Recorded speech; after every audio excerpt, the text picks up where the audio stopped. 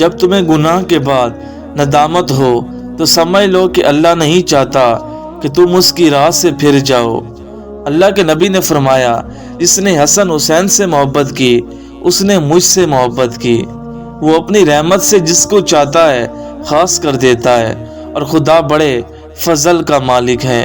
اور ہمارے دل کی سختی تو یہ ہے کہ ہمیں موسیقی رلاتی ہے مگر قرآن نہیں۔ آپ کا سکون صرف اور صرف اللہ کی یاد میں ہے۔ مٹی سے مٹی کے سفر کے درمیان جو وقت ہے وہ مہلت ہے، اور وہی زندگی ہے۔ اللہ ہے نا، وہ تھام بھی لے گا اور سنبھال بھی لے گا۔ میں نے کہا، میں تھک گیا ہوں۔ جواب آیا، گھبراؤ نہیں، خدا کی مدد یقیناً قریب ہے۔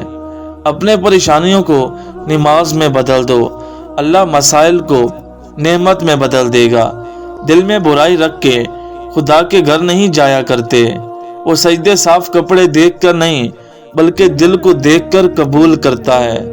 اور میرے پروردگار، میں تجھ سے مانگ کر کبھی محروم نہیں رہا۔ کافی ہو جاتا ہے اللہ اس کو جو صبر اور یقین کے سفر میں جیسے ہی پہلا قدم رکھتا ہے۔ جب یقین کی ڈور اللہ پر چھوڑ دی جاتی ہے تو پھر اللہ اپنے بندوں کو رسوا نہیں کرتا۔ اس کتاب میں عورت کو پردہ کرنے کا کہا گیا ہے، اسی کتاب میں مرد کو بھی نگاہ نیچی رکھ کے چلنے کا حکم دیا گیا ہے۔ جب دل گھبرائیں تو النم نشرہ کا پڑھ لیا کرو۔ یقیناً ہر مشکل کے ساتھ آسانی ہے، یقیناً مشکلات کے ساتھ آسانی بھی ہوتی ہے۔ اللہ کے خزانوں میں سب سے قیمتی چیز راہ ہدایت ہے۔ یا اللہ ہمیں راہ ہدایت نصیب فرما۔ اللہ کے نبی نے فرمایا، حضرت انس رضی اللہ تعالیٰ عنہ سے مروی ہے کہ اللہ کے نبی صلی اللہ علیہ وآلہ وسلم نے فرمایا، عورتیں اور خوشبو میرے لیے محبوب بنا دی گئی ہیں، اور میری آنکھوں کی ٹھنڈک نماز میں رکھ دی گئی ہے۔ قبر کی تنہائی سے پہلے بھی قدرت ہمیں کئی بار تنہا کرتی ہے تاکہ ہم خالق سے حقیقی تعلق کو سمجھ سکیں۔ بے شک نماز بہت بہترین ساتھی ہے، زمین سے قبر تک اور قبر سے حشر تک۔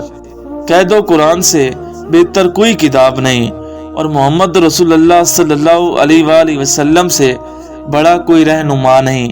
اس ذات کی قسم جس کے ہاتھ میں میری جان ہے، روزے دار کے منہ کی بو اللہ کے نزدیک کستوری کی خوشبو سے بھی زیادہ پسندیدہ اور پاکیزہ ہے۔ انسانیت بہت بڑا خزانہ ہے، اسے لباس میں نہیں انسان میں تلاش کرو۔ اللہ کے نبی نے فرمایا، اپنے سے کم تر آدمی پر نظر ڈالو اور اپنے سے بدتر کو نہ دیکھو۔ اس طرح ممکن ہے کہ تم اللہ کی نعمت کو سمجھ سکو۔ دعائیں جب قبولیت کے لیے اللہ کے روبرو ترتیب سے کھڑی ہوتی ہیں تو تہجد کی دعائیں سب سے پہلی صف میں ہوتی ہیں، وہ صف جسے اللہ نے سب سے پہلے اپنے کن سے نوازا ہوتا ہے۔ تہجد ایک ایسا خوبصورت عمل ہوتا ہے جس میں بندہ اللہ سے اپنی ہر بات منوا لیتا ہے۔ اللہ کو تمہارا مانگنا اور صبر کرنا اتنا پسند ہے کہ وہ مناسبت وقت پر تمہاری ہر دعا پر کن کہہ دے گا۔ اللہ کے نبی نے ارشاد فرمایا، اللہ کا ذکر اتنا اور اس طرح کرو کہ لوگ کہیں کہ یہ دیوانہ ہے۔ تم صبر کے ساتھ اس کے فیصلوں کا انتظار کرتے رہو۔ اللہ بہترین راستہ بنا کر تمہیں تمہاری منزل تک پہنچانے والا ہے۔ جس چیز میں اللہ کی رضا شامل ہوتی ہے وہ چیز ہمیں بے سکون نہیں کرتی۔ حضرت علی سے روایت ہے کہ سورۃ انعام جس مریض پر بھی پڑھی گئی اللہ تعالیٰ نے اسے شفا عطا فرمائی۔ مصیبت کا مقابلہ صبر سے کرو اور نعمتوں کی حفاظت شکر سے۔ وہ ایسا رحمان ہے، سوال رد نہیں کرتا کسی کا۔ اللہ کے نبی نے فرمایا، میں نے ایک شخص کو دیکھا، وہ اس عمل کے بدلے جنت میں ہر طرف نعمتوں کے مزے لوٹ رہا تھا، کیونکہ اس نے راستے کے درمیان سے ایک ایسے درخت کو کاٹ دیا تھا جو لوگوں کو تکلیف دیتا تھا۔ صبر میں شکوہ نہیں ہوتا، بس خاموشی ہوتی ہے، اور اس خاموشی کا شور صرف اللہ کو سنائی دیتا ہے۔ غریبوں کے ساتھ بیٹھا کرو تاکہ تم شکر گزار بنو۔ ایک ہی جملہ انسان کی تربیت کے لیے کافی ہے کہ اللہ دیکھ رہا ہے۔ اے ہمارے رب، ہم پر وہ بوجھ نہ ڈال جس کی ہمیں طاقت نہ ہو۔ ہر حال میں اللہ کا شکر ہے۔ حضرت علی نے فرمایا، اگر کوئی آپ کی فکر کرتا ہے تو اس کی قدر کرو، کیونکہ دنیا میں تماشائی زیادہ اور فکر کرنے والے بہت کم ہیں۔ اللہ بدل دیتا ہے حالات، کوئی بھی آزمائش ہمیشہ نہیں رہتی۔ رمضان کی سب سے بڑی تیاری یہ ہے کہ اپنے دلوں کو بغض، حسد، نفرت اور لالچ سے صاف رکھیں۔ وہ رب تمہارے ایک ایک آنسو کا حساب لے گا، بس تم یقین رکھو۔ اور انسان کی کوئی مشکل بھی ایسی نہیں جس کا حل قرآن میں موجود نہیں۔ پھر وہ تمہاری من پسند چیز تم تک لائے گا مقرر وقت پر، اور تم حیران ہو جاؤ گے۔ فکر نہ کریں، لوگ بھول جائیں گے مگر اللہ پاک نہیں بھولتا، نہ آپ کی نیکی نہ لوگوں کی زیادتی۔ الجھے ہوئے ذہنوں کو سجدے سلجھا دیتے ہیں۔ دنیا میں کروڑوں کتابیں ہیں، سب سے افضل کتاب قرآن پاک ہے، اور اللہ پاکیزگی اختیار کرنے والوں سے محبت رکھتا ہے۔ سر اٹھا کر بھی مانگنا جائز ہے، مگر سجدے میں تاثیر بدل جایا کرتی ہے۔ مجھے چھوڑ کر کون سی جیت کے منتظر ہو؟ قیامت کے دن تمہاری ہر جیت کا فیصلہ مجھ سے ہونا ہے۔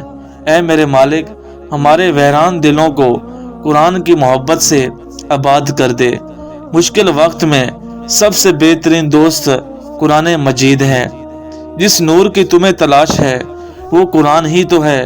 خدا اپنے نور سے جس کو چاہتا ہے سیدھی راہ دکھا دیتا ہے۔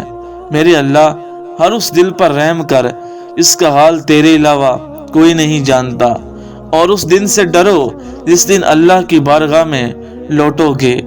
تم وہ مانگتے ہو جو تمہیں اچھا نظر آتا ہے، اللہ وہ دیتا ہے جو تمہارے لیے اچھا ہوتا ہے۔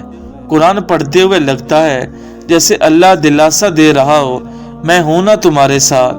واحد اللہ کا در ہے جہاں بغیر بلاوے کے بھی چلے جاؤ تو شرمندگی نہیں ہوتی۔ بے شک نماز ہی بہترین ساتھی ہے، دنیا سے قبر تک، قبر سے حشر تک، اور حشر سے جنت تک۔